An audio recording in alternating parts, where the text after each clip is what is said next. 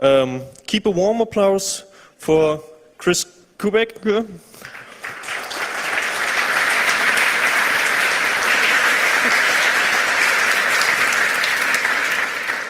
Hello all, I'd like to talk to you guys about something that I absolutely love. Finding things in security logs through visualization. I have some questions for the audience. If I could get a show of hands, have any of you worked or been associated with monitoring network, application, or security logs? Yes? Anyone ever have to investigate a security incident, perform any forensics, or basically dealt with any sort of awful raw security logs? Excellent. And how many have wanted to know what any attacks or compromises might look like visualized in those security logs? Excellent. So you're in the right place.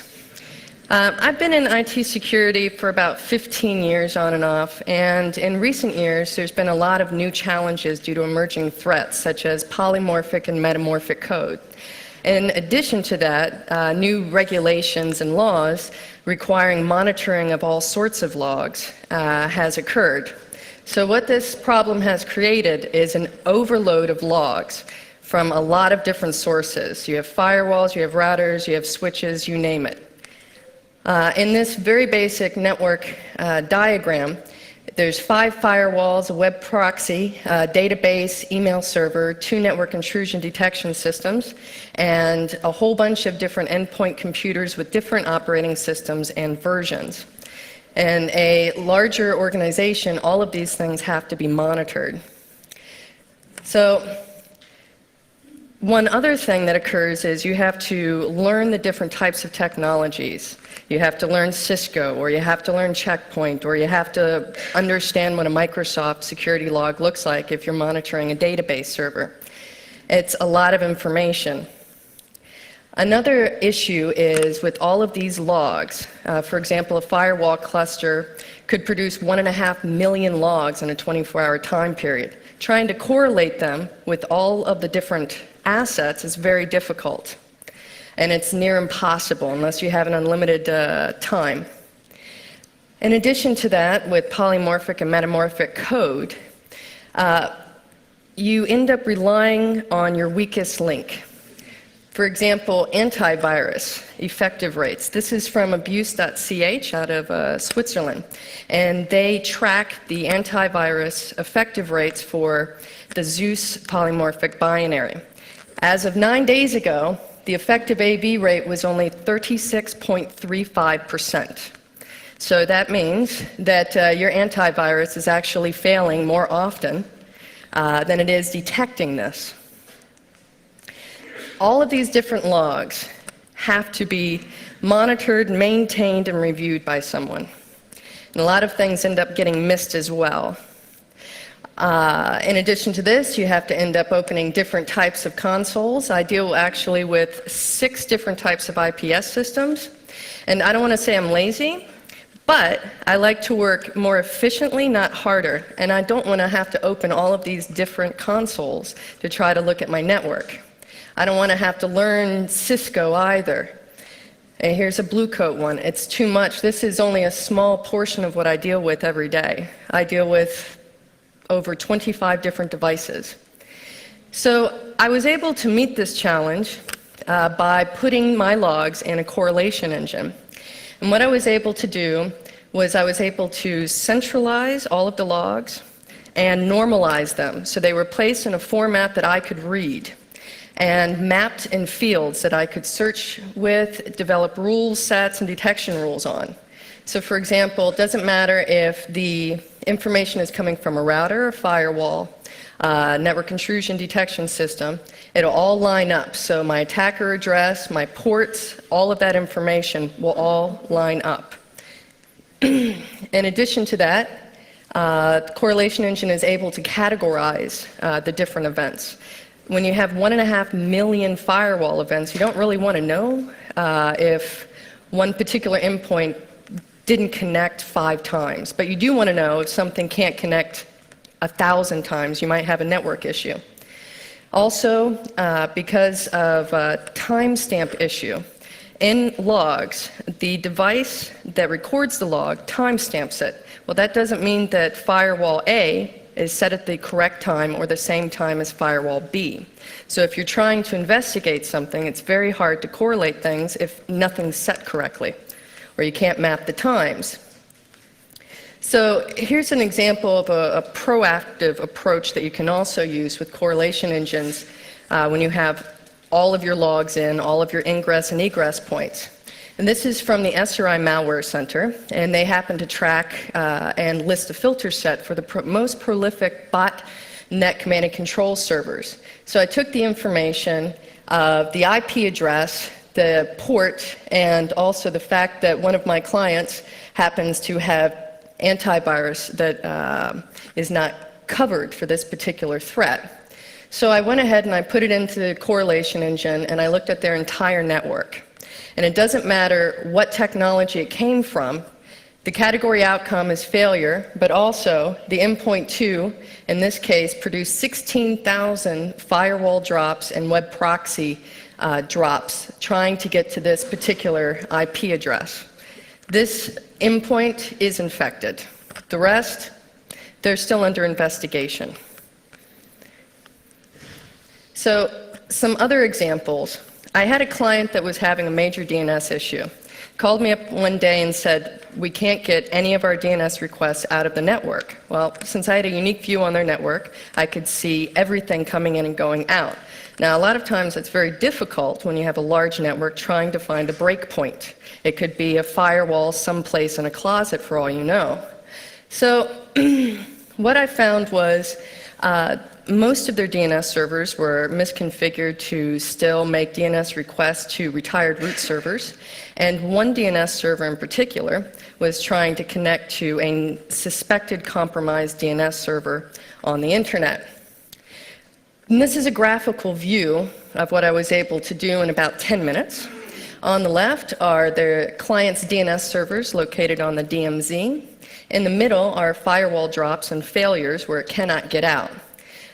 Most of their DNS servers were still going to the retired root servers, one in particular, this untrusted DNS server. This DNS server, external DNS server, also had threat expert advisories that listed that it was hosting possibly a Trojan or keylogger. So this is not something you want your DNS server to be doing. Additionally, looking deeper into that one particular DNS server that we thought might be compromised, I was able to see that it had 139 open on the DMZ. It was a public name server, and it was trying to communicate to several bogon IP addresses and networks. It also had a very suspicious port combination that it was using, which is typical for malware infections. More sophisticated malware will try to get out of the network at any cost. So here we have their DNS server. I saw that all of the traffic for these particular IP addresses were coming from source port 139. It was a public available DNS server, and their internal clients used it. The DNS server was compromised. They went ahead and took it down and re-imaged it and set it back up. Another way that you can use correlation engines to get past some of the current challenges of encrypting payloads to get the data out of the network is looking at what's going on with encryption. Now, when you encrypt a packet, only the header information is in the clear text. The rest of the payload is going to be encrypted.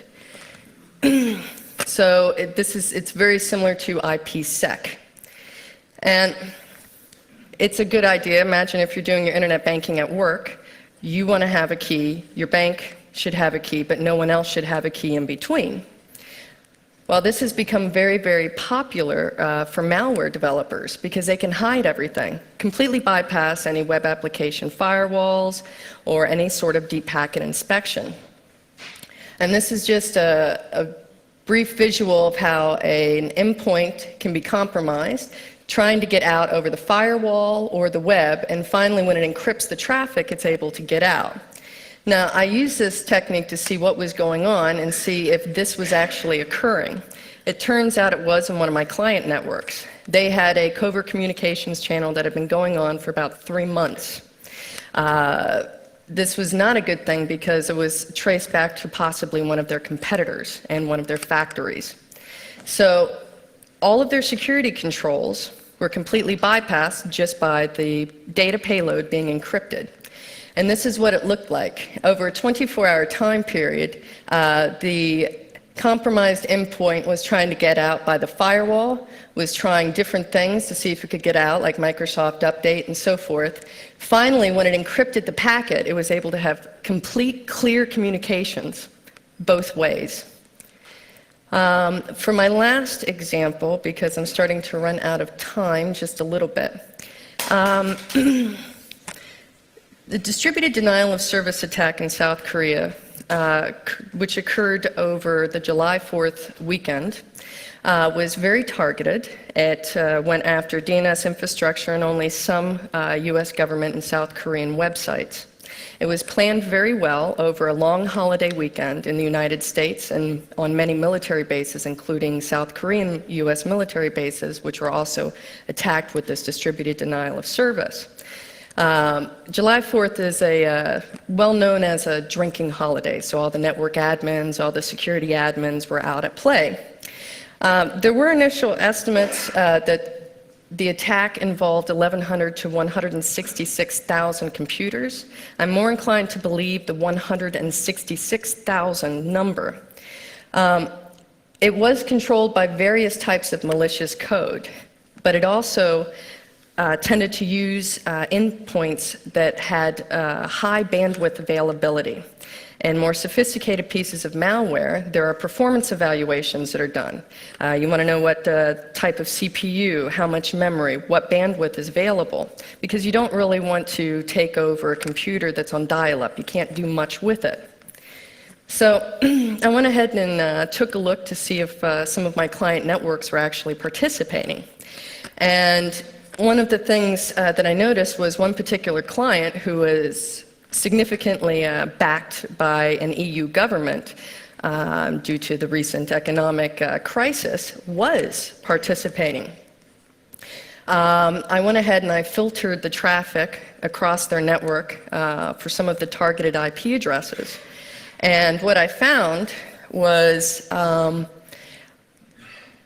200 endpoints were actually participating in this attack. In addition to that, this particular client had some issues with their security policy due to budget cuts and being partially owned by an EU government. And what it ended up looking like was all of the red squares here and here are various endpoints and servers which were attacking this one particular IP address. All of the blue are firewall web proxy accepts, allowing the traffic out, whether it was for DNS or HTTP traffic. They were clearly participating in this particular type of attack. Now, one thing that's rather important about this is, for instance, the United States government believes that if anybody attacks them, including cyber warfare, they have the right to attack back. And the last thing that anyone wants in Europe is one of their countries being tagged as possibly an agitator starting or participating in a cyber warfare situation. So these are some of the different ways that I was able to use correlation engine, put the logs in, and find something useful out of it. The particular correlation engine that I used was ArcSight. It's a commercial product. However, it's extremely expensive. It also doesn't support VM image installations, and they don't have a way that you can try it out either. It takes a lot of hardware and support. However, there is an open source correlation engine. It's made by Alien Vault. It's community supported, and you can put any type of log in it. You could put robot sensory data in it. You can put your router log in it, and it will go ahead and normalize it. So it is available, and it is for free and available for download, and it's actually an extremely good product. So in closing, some of the ways that I was able to solve my issues was using a correlation engine by centralizing my logs, putting them in a human-readable format, and being able to do something useful with them. It doesn't matter what vendor I was involved with, it doesn't matter what version I was involved with. I knew if the packet was able to get out and traverse the network. I was able to see if there were any covert communications channels that were able to exist on the network. One last thing is, the great thing about correlation engines is when you put all of those particular logs in, if you want to test things to see how an attack might react with Metasploit or vulnerability testing or pen testing, you can actually see which assets might actually report the attack and what it looks like. So you can build custom detection rules to protect yourself. Or you can also see if it was detected at all. So, are there any questions? Oh. Thank you.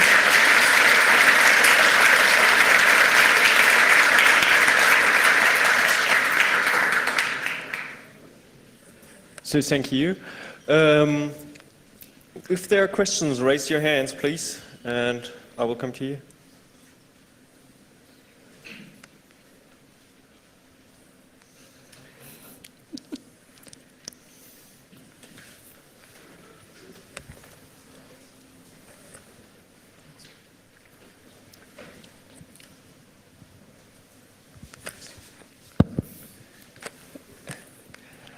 Hello, thank you. Have you any recommendation for a very large network that would generate like gigabytes of events per hour? Yes, I do. There's a couple of products that you can use for really, really large logs. One of them is ArcSight does have a logger that you can grow with the size of your logs. Also, Alien Vault as well has a logger system so that you can store many of your logs long-term and very high volume logs as well. Any other questions? Somebody in IRC is asking what's the correlation method used, and he names Pearson and Kendall Gibson as examples. Repeat that, please. Somebody asks what's the correlation measure used, and he names two examples, Pearson or Kendall Gibson. I don't know. I don't really understand the question, I'm afraid. The question was, which correlation algorithm is used? Oh, which correlation algorithm is used? Unfortunately, ArcSight will not list its correlation algorithms in this particular case.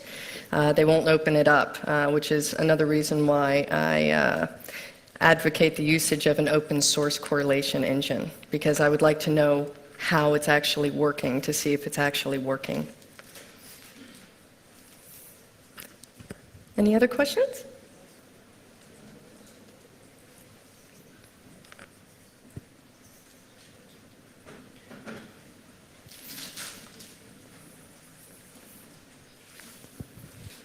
First of all, thank you for raising awareness for this kind of log visualization.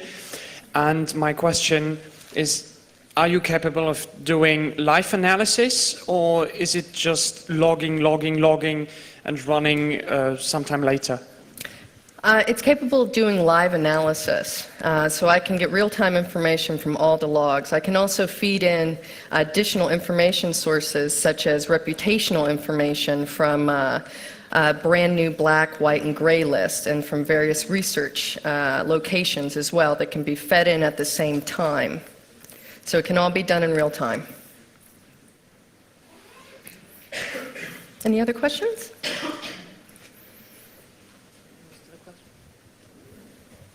Somebody else asks if you have seen an example where the correlation engine is capable to highlight the flow of a single package to different firewalls and different layers. It can. It can if it's set up like that. Absolutely. Absolutely.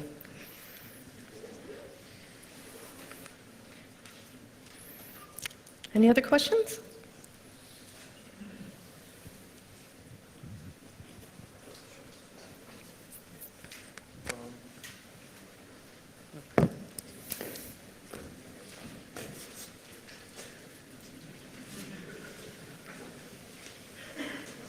Please don't test.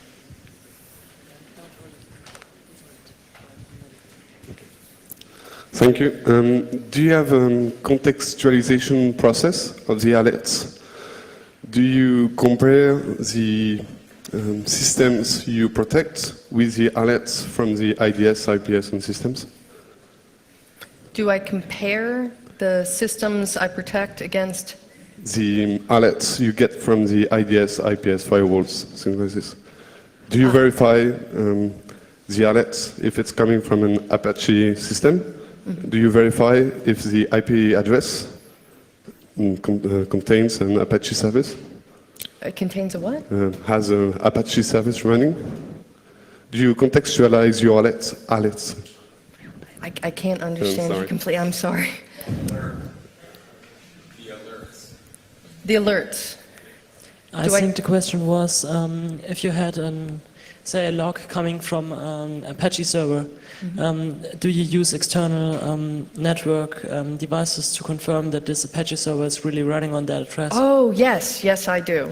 Absolutely. Because in addition, you can also put in real-time information on what the various systems are and what their vulnerabilities are. So you can also put in from vulnerability scans if the system has the operating system and if it happens to be vulnerable against an attack, so that if a particular exploit comes in, you can actually alert saying it's vulnerable to that and we need to open a security incident.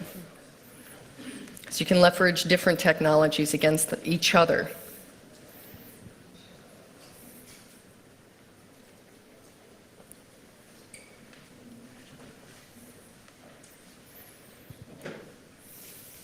Well, how did you deal with all these hundreds of different log formats and product update and things like that? Because my current experience was that whatever updated the firewall to a new version, then it took about 4 to 8 weeks till the vendor updated its parser to work with the new log files.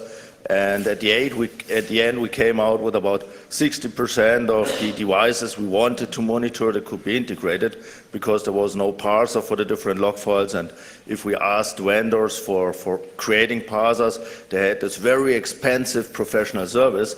So it was far less useful than we thought at the beginning. That has been a problem. The commercial product that I use called ArcSight, they now happen to cover somewhere around 3,500 different devices. So whenever a device comes out and is also changed for version, they also include those particular, the parsing capability. So we were able to do a lot more with them because they had support for the different type of parsers. And they usually came out with them at least about a month before the new version changed because I worked with the different vendors. So that was very, very helpful. Alien Vault also does something similar, although they don't support as many products. They do have the ability to write your own custom parser a lot easier than ArcSight Professional Services. Any other questions?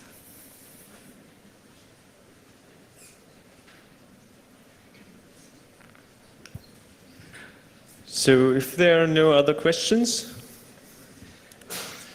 Oh, there's one over here. then, okay. Are there vendors using data mining approaches like k-means clustering? Data mining approaches, Like k-means clustering. KB clustering. K-means. K-means clustering. K-means. I haven't heard of that. I'm sorry.